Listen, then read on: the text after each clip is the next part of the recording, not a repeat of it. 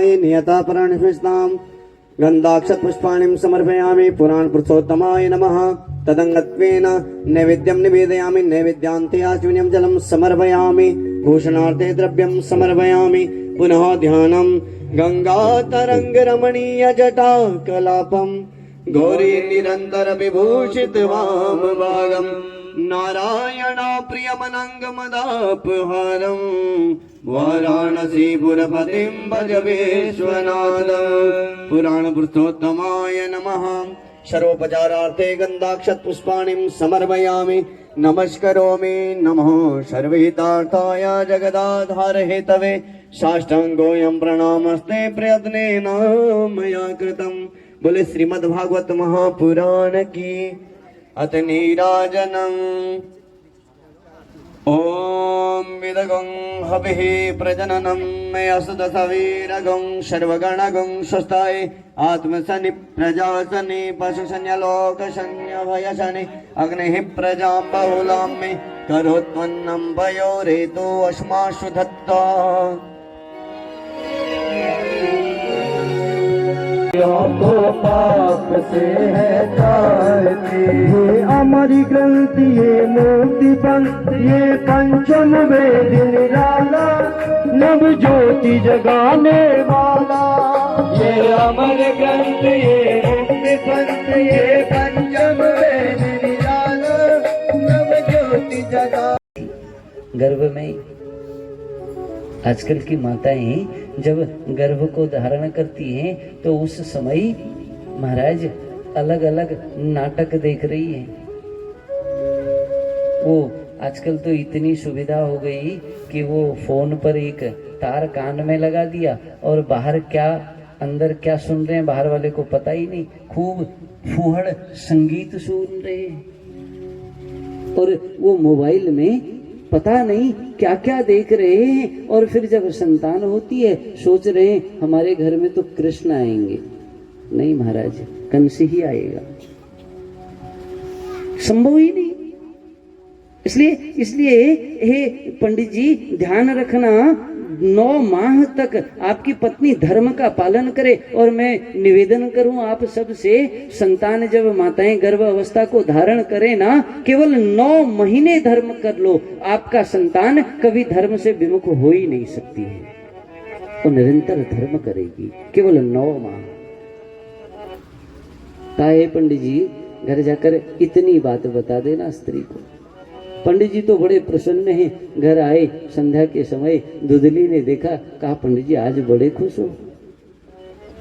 कहा हे धुंधली, आज मैं बड़ा प्रसन्न हूँ। वन में गया था और जब मैं वन में गया था ना तो मेरे को एक संत मिले। ये देखो एक फल दे रखा है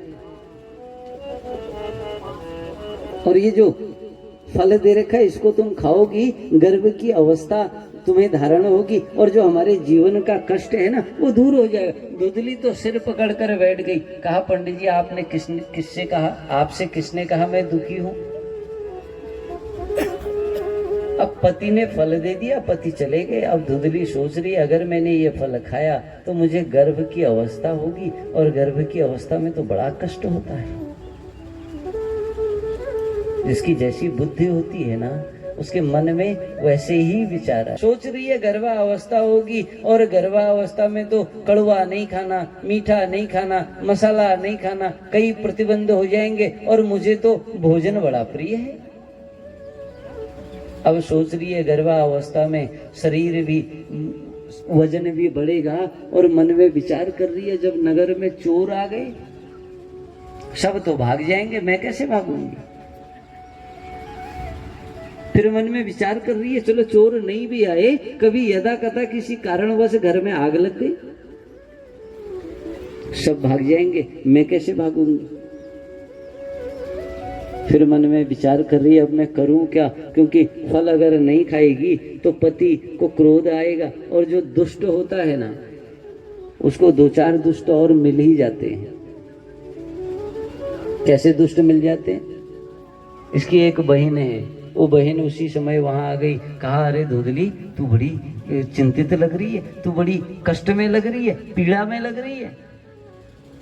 क्या बताऊं बहन, आज पतिदेव पता नहीं कहाँ किस संत के चक्कर में पड़ गए और संत के चक्कर में पड़े एक फल ले आए, कह रहे हैं इसको खाने से गर्भ की अवस्था धारण होगी और बड़ा कष्ट होता है। मैं तो ऐसे झंझट में नहीं पड़ना चाहती।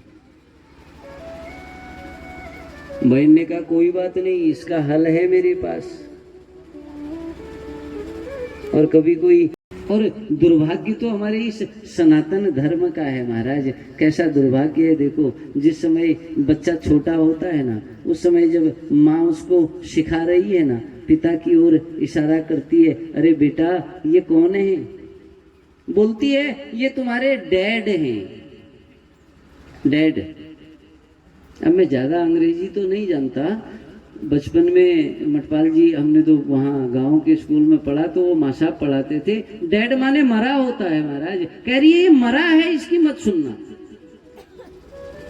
और पिता भी कम नहीं, फिर सोचता है मेरे को तो तूने मरा बना ही दिया, बेटा बोलना सीख रहा है। कह रहा है देख बेटा ये तेरी मॉम है, मम्मी। जो मिस्र में वो जो शरीर जब मर जाता है, जो उसके लिए वो पिरामिड सा बनता है ना, उसको कहते हैं मॉम। दोनों ने बचपन में ही बेटे से कह दिया बेटा ये दोनों बेकार हैं। महाराज जरा सोचिए, जब बच्चा माँ बाप को पिताश्री माताश्री कहता हो ना, कितना अच्छा लगता है। और फिर सबसे बड़ी बात एक और बताएं, उसके बाद बच्चा थोड़ा सा बड़ा हुआ ना, तो पढ़ने कहाँ भेज दिया, कॉन्वेंट स्कूल में। और जरा यहाँ कोई ऐसा है जो जानता है कॉन्वेंट किसको कहते हैं? नहीं जानता। वो शरीर काम नहीं करेगा, आंखों से दिखाई नहीं देगा, पैर चलेंगे नहीं। महाराज डॉक्टर ने लिख दिया आप कुछ खा नहीं सकते हो, एक कोने पर बैठे रहोगे, फिर पता लगेगा कॉन्वेंट में पड़ा हुआ कितना कष्ट दे गया, कितना नुकसान दे गया। इसलिए बचपन से संस्कार दीजिए संतान को। बचदेन हतम श्रुतम अदृढ़म च हतम ज्ञानम। यदि दृढ़ता न हो ना, यदि भरोसा न हो, विश्वास न हो ना, तो वो ज्ञान साथ छोड़ देता है। हमारे बचपन में हमको एक वहां बैठकर उसकी बात का कोई जवाब नहीं दे रहे, अभिमान से बैठे हैं, तो फिर कोई लाभ नहीं। संदिग्धो ही हतो मंत्रो। यदि मंत्र बोल रहे हैं, मंत्र अर्थात सफला संतो पूर्णा संतो मनोरथा शत्रुणाम बुद्धिनाशस्तु मित्राणाम मुदयस्तव। मंत्र बोल तो रहे, परंतु महाराज भरोसा ही नहीं है, मंत्र से मिलेगा क्या? माता रानी का पाठ आता है ना, रूपम दे जयम दे यशो दे दिशो जय। प्रार्थना कर रहे कि हे माँ हमें रूप देना, हमें यश देना, हमें जय देना, और हमारा जो दोष है ना उसको समाप्त कर देना। मंत्र पढ़ने में ही संदेह है, क्या ऐसा होता होगा? संदिग्धो ही हतो मंत्रो। यदि मंत्र में संदेह हो गया है महाराज, तो फिर वो मंत्र लाभ नहीं देता। और सबसे बड़ी बात है व्यग्र चित्तो हतो जपः। चित्त व्यग्र है, मन कई बातें सोच रहा है, माला लेके बैठा है, अंगुलियों से तो चल रही है अंगुलियां, परंतु मन गया है दिल्ली। आगम निगम पुराण बखाना, आगम निगम पुराण बखाना।